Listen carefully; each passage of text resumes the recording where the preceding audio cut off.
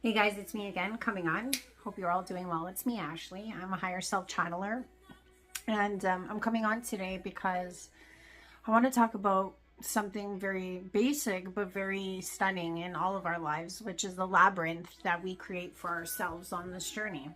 So I'm always brought to this place where I feel like none of us can truly judge any one of us on this process. It's yours and yours alone with God.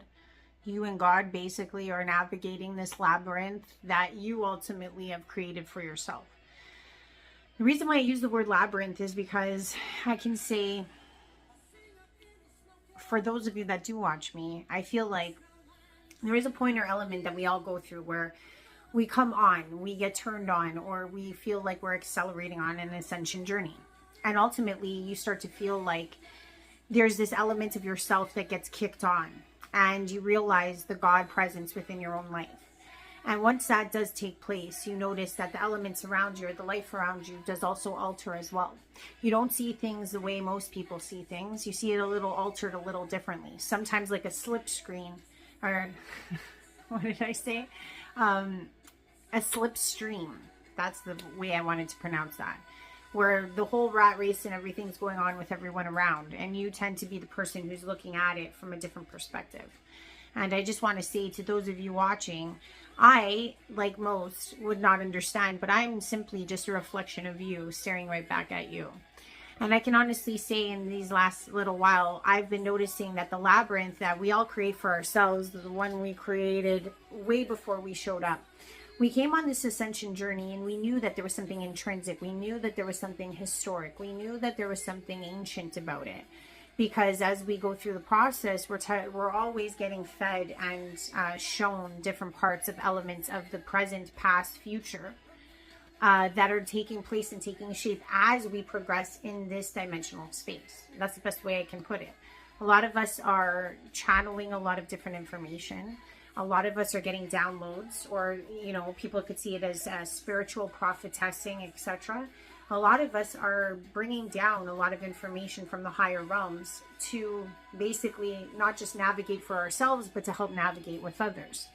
And honestly, I can say, as those that are chosen starseeds, light workers, empaths, whatever the case may be, we know that at this current place in time, we are intrinsically set apart in a way. We don't truly feel like we're part of the norm.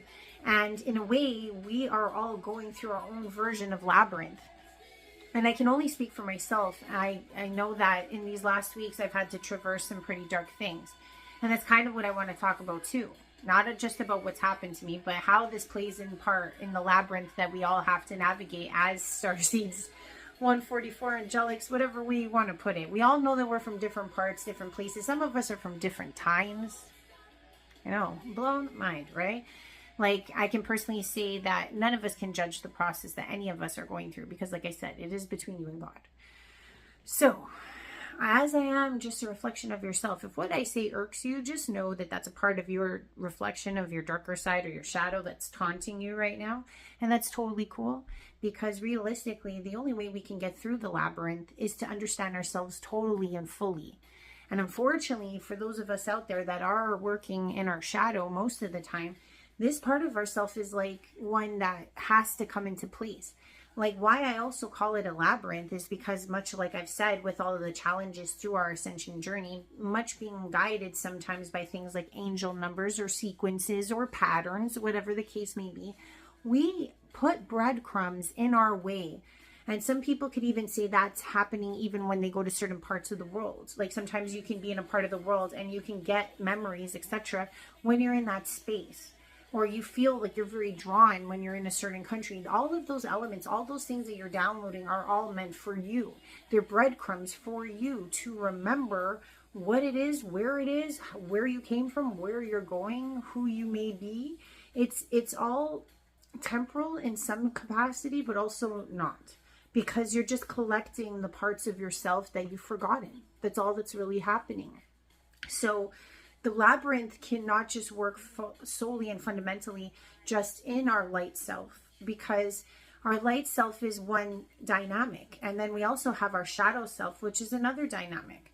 So let's say, for example, I acknowledge these patterns in my everyday.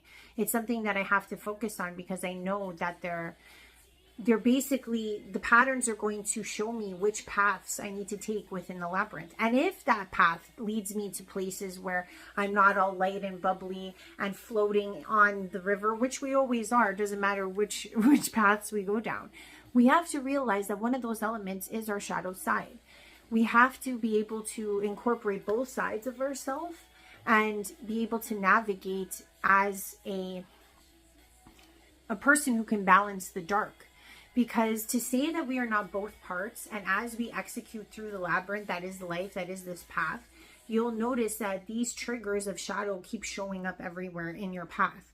Like when you're starting off, the reason why you're not getting along with a lot of people, and the reason why you're being hated on, and the reason why you're having to like get disattached from a lot of people is simply because you're facing your shadow. You've realized that there's certain concepts, certain ways of being that you just can't accept anymore. And by distancing yourself from that in which you cannot accept anymore, you are facing parts of your shadow that you had never faced before. And as you go on this journey, and as you go through these elements of self, which are part of you too, you notice that there's a coalescing that starts to happen. And you're trying to coalesce all the parts of yourself, starting from your root chakra all the way up to your crown. You know, you're going from those darker seated emotional strongholds in yourself, the most rooted versions of emotion that all of us possess. And you're elevating through your light body to try to get to more of an indigo consciousness, if you want to put it that way. But in order to even do that, or in order to even challenge each, chakra system within yourself, you need to be coalescing these two sides of yourself. And for myself, I know in this last stretch of time, I don't know if some type of, let's say, celestial bodies have kind of messed with this, but I can say in these last weeks to month, I have been traversing a lot within that darker aspect of myself, simply because I've spent a lot of time on the light side. And I'll explain what I mean by this. We have these two sides all the time. This is not something that escapes us at any point at any time. And the reason why I say you need to coalesce these two is because if you deny your darker side, you deny your lighter side, you'll notice that certain physical incursions can happen to you. And I'll express what I mean by this. So why that I'm bringing this up right now is because I'm going to talk about like just a very fanciful way of describing it. But as the labyrinth continues and you follow all these different paths, all these breadcrumbs, you're figuring out the patterns, you're figuring out where you need to navigate throughout the labyrinth you created for yourself with God. And the reason why it's a labyrinth is because you truly are wiped when you come here. So you're trying to navigate and reclaim all of these parts, or all of these elements of who you are. And some of us use our higher elements to kind of navigate this soul personality that we are. A lot of people may not understand what I'm saying, and you'll probably be like, oh no, she's talking about darkness. Let's not go there. But the truth is that if you cannot face the darkness, you can't balance the darkness within yourself. And then that means that you become weaker on your light side because you're not actually figuring out how to challenge both. So I'm not going to say that I'm a master at this as no one can. And like I said before, we cannot judge anyone on this journey. However, I will say that personally, as I continue on, I'm getting to this Black Swan situation. And what I mean by Black Swan, I don't know if you guys ever watched the movie, but it's about this famous ballet, Black Swan, that gets performed every year. But the creator of this particular version on stage in the movie wanted to make the one woman play both black and white swan, right? And the thing is about this one character that she had to portray, there was this understudy that possessed all the qualities of the Black Swan more beautifully or more pronounced. She couldn't really do the white swan that well, much like the main character could do the white swan beautifully. But this darker sided version of the swan, the main character was having the hardest time possessing. But the trick of this whole movie, if you haven't watched it, or you should watch it, it's a very good one, is that what the white swan started to realize is that by denying these darker sides of herself she was incurring so many more tragedies on her light side. Because let's say, for example, the character that plays the Dark Swan very well was very flirty, very outgoing. She was very sultry. She was somebody who would sleep around. And the White Swan was one who was very stringent and to herself and wouldn't, I think was still a virgin, etc., etc. And her mom was very strict in her life and made her very regimented. So you could say that in the situation I'm giving you, everyone possesses this white and dark swan within themselves. These are the sides of yourself that are real. You've seen them. Maybe some of you see it more so when you're under the influence or drinking. But this darker side of yourself is one that is ever present in your life. And even though your white and your light side may see it as total opposites or the reciprocal of who you are on this side, your dark side is also the reciprocal of the light side. And I'll give you an example. And this is a very true example, and if you want to bite off my head for this, please know that that's what I mean about being a reflection. Please know that all of us are a reflection. So if my example bothers you, then I do want to say I'm sorry, but not sorry. So let's say you walk down the street most times, and it could be any particular street you have in your life, and there's a homeless person that asks you for money. There are multiple things that run through your mind, but there are two elements that tend to be the most battling, okay? And one side of you says, oh, I should help this person and give them some change. And then the darker side of you might say something like, oh, why don't they just get a job and get off the street? Okay? So if you think that you have not heard these two sides of yourself, because they are you, they're both you chiming up, okay? You have opposing views to the same situation. Now, the thing is, we can all look at reaction, and that's just a simple element. But this is what I mean about embracing and coalescing. That takes it to the next level. Because the thing is how do you minimize these both sides to be at opposing opposites all the time? How do you coalesce them so that they make sense?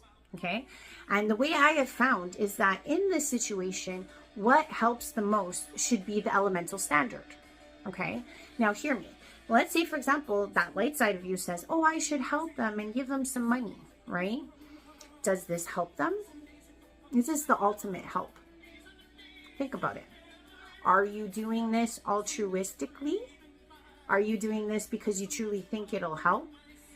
What people don't realize is that there are darker spots that can be brought up even on the light side. And usually it comes from the intent within, right? To challenge what the intent is as you're saying this to yourself, to see if it is a true nature or if there are those spots of the darker side within even that lighter side, and acknowledging that it exists, because altruism is not really going to help, right? Middle ground. Now, even when you look at the darker side, which said something along the lines of oh, why don't they get a job and get off the street? Very demeaning and dark, right? But it usually and sometimes can be said in people's heads. No judgment, right? Does this help? So realistically, the statement said is something that a person may feel. However, if they were to say this to the person, does that help them? Right? Does that inspire them to go get that job and get off the street? The answer is probably no, right? But the thing is that there are light elements to this statement. Should you go and help them get a job, let's say, for example, and get off the street, is a light element in a darker natured sense. So if you could realize that the middle ground ultimately is to help the person, right? These two sides of you are still one person. They're still you. How do you transform it so that you don't have two opposing forces, but you have one force, which is to help? So it doesn't matter what the two opposing forces are, because ultimately both forces think that they're saying something or conducting something that is helpful. The dark side thinks what they're saying is helpful. The light side, what they think is saying is helpful. But really, the middle ground is, what is helpful? The answer to that would be to actually find a way to teach this person how to make money on the light side and or help this person get a job on the dark side. That is the most helpful. So what I will say to you is that if people don't realize that both of these elements are them, and they face us every which way we go, and I'll give you one other example that maybe you guys can understand too. Let's say, for example, you get with a group of people and maybe you're the one out of this group, or you're at the keg and you're having dinner with a group of people, and they bring up someone that you know, and they bring up someone that you're a friend with, let's just say, and they might be friends too, this other group, from you. Because again, your own labyrinth, your own situations, your own reflections, and all of these people are chiming up and saying negative things about this person that you know. The light side would be like saying to you, oh, tell them off. Don't let them talk smack about this person. Stand up for your friend. And the dark side in this instance would be like, no, save your ass. Know that you're not going to get involved. And some part of you chimes in maybe to seem like you're part of the group. Okay? There's these two sides, opposing forces in all of us. And if you're going to say that you're that gung-ho person that just says, how dare you talk about our friend? You know, if you haven't been that person, you've let these two situations show up for yourself, even like that. And the thing is that on both sides, you want to figure out, how do I help the situation? You're not about to go shunning all these people for talking their smack, because then you're going to have egregious situations with all of these people. That's the dark side of the light, right? Because they're going to have issues with what you said, and you might break up different relationships for this lighter sided version of yourself. And then on the dark side, you're feeding in and losing your power. That's the light side of the dark that you're not maybe seeing, but you partaking is helping you lose more of this side, right? There's always this balance. How do you help, or how do you find this middle ground even in the situation? Maybe crack a joke, right, about the darker side, and then say, but you know what, this person's a great person and I don't want to say anymore, in a passive sense. Your actually modality is in the middle, because it's like you've done both sides and you've shown that you care for the person, so you're getting both sides mended. This is simple situations that a lot of us may not notice, that we tend to either be one or the other. And if we don't figure out the balance of how we deal with all of this from our most different elements of elevation in emotion, like I said, from the root chakra, the red colors, like I've always seen in some regards when they talk about chakras, how there's this elevation through the spectrum, right? And a lot of emotions have different colors of spectrum within them, and some of the ones in the root, let's just say, that have to do with our basics, our basic elements of being, can be more closely like, I don't want to say the word rooted again, but it's our foundation. So those emotions can be ones of, like, let's say passion, anger, like sheer determination. There's different parts or elements or emotions that you face in each one of the chakras. And as you elevate to your crown, or to your, let's say, your indigo sense of self, it's like you've had to battle your shadow and your light all through it. So for myself, as I challenge my own development, maybe you guys are in these stages presently, because you know that you're in a labyrinth of both light and dark, and you're always navigating this way of being, because the thing is, you cannot satisfy just being on the light too. Because the thing is like, let's say, for example, if in the scenario I gave about you just following suit with the dark side and talking smack about the person and not satiating the light side, your light side not just starts to dim, but also you may even get like physical ailments, because you start to shut down different parts of your chakras that are funneled through this lighter side, or this spectrum of emotional capacity you have on the light. So you have to be very cautious and very aware that both of these elements, as much as they are juxtaposed, like they are opposites. Like the homeless person, they're complete opposites. One's trying to cuss out the other, and the other one's trying to salvage and save. So it's like you have to understand that the darker side of yourself thinks that the lighter side is, let's say, pathetic, and then the light side thinks that the dark side's version is pathetic too. So there's this, you have to strike the balance where if you can bring both elements together, that they find a way to satiate both sides. And I think that's why people look at the yin and yang the way they do, how they have the dark and the light, and then they have those, you know, circles of each element within themselves, because you have to find the way to bring them together. You have to come to your black swan moment in time of life. because the only way you can keep elevating or knowing more of yourself or your ultimate soul personality, because please, I'm going to reiterate this again, those two sides are both you. Okay, they're both you. Like, you made the labyrinth and they're both you. So you can't go in the labyrinth just with your light side by itself. You have to coalesce the two to even go through the labyrinth, because it's all you. It's encompassing all of you. Because if you deny either side, one becomes dysfunctional and messes you up. So you have to embrace both sides. You have to get to the black swan moment in your life where you have to actually face yourself. And that is not always simple, because when you judge somebody for where they are, that's also the dark side chiming up too. If you're judging me for everything that I'm trying to show to you, it's because something I'm saying is an element of a reflection that you're not willing to face yet, perhaps. So please know that everything that all of us share, everything that the messages, the emotions, everything is still part of you. Like, I am a part of you that you need to see right now, if that makes sense, and vice versa. I don't discourage that at all. So if you are in this black swan moment in time where you're actually inching closer and closer to understanding who you are in all of the elements, it is something where I feel like, for example, like, I'm trying to challenge my higher aspects of self, which would be like my third eye, my crown. Those are elements of the chakras, but they are also higher developed emotional ways of seeing and being. So if somebody is trying to go after their eye, let's say, for example, like myself, I've been doing this, but the thing is that as I traverse it, I know that I'm going to be hit with these challenges, and I'm going to be facing those parts of myself that I need to face, just like you guys do. So everyone has this potential. Everyone has this capability. It is our sovereign right to go after everything we want in this life.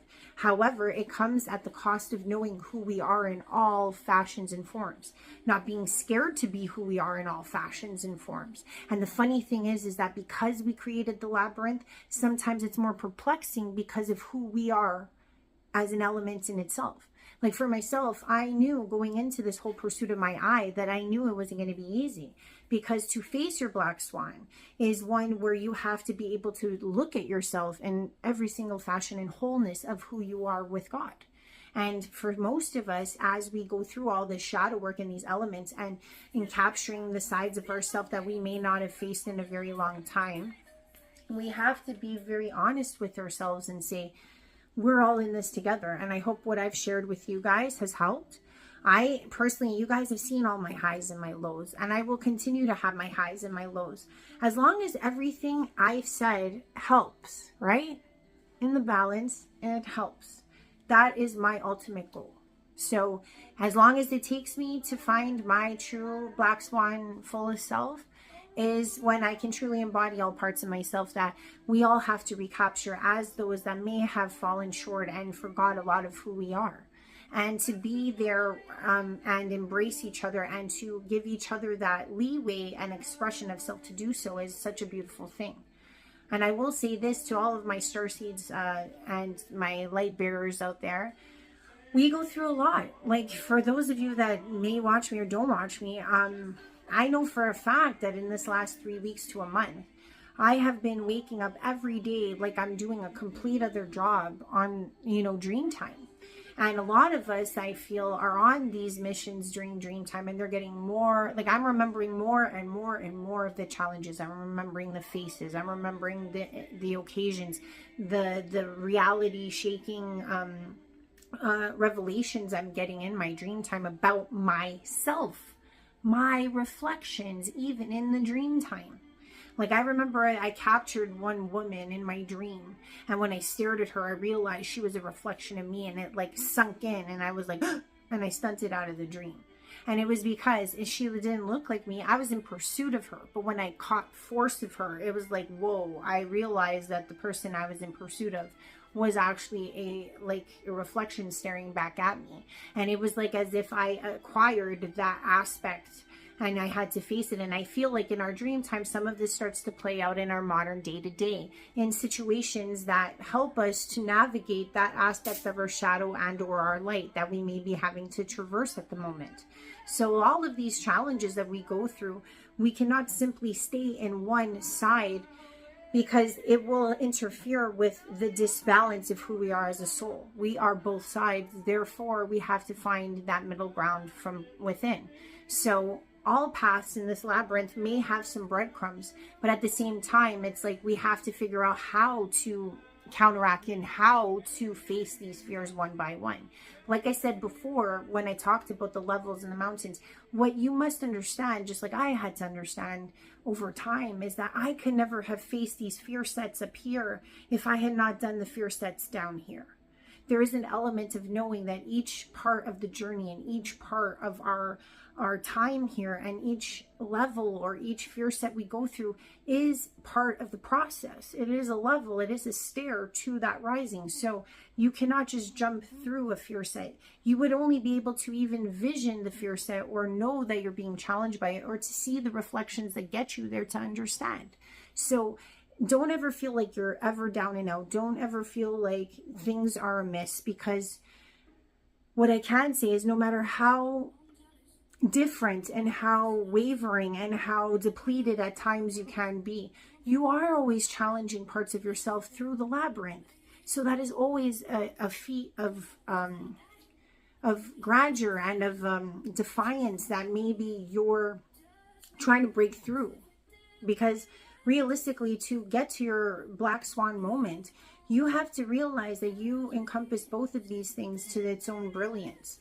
And once you can encompass both sides and you realize that you can go through and find your strongest potential through the middle, you'll realize that it was all worth it in the end. Because if we look back at our past, or like where we were 3 months ago or where we were 6 months ago, we can all say to each other how excellent we have traversed all of this. Because there are parts of us that we didn't even know we had when we started.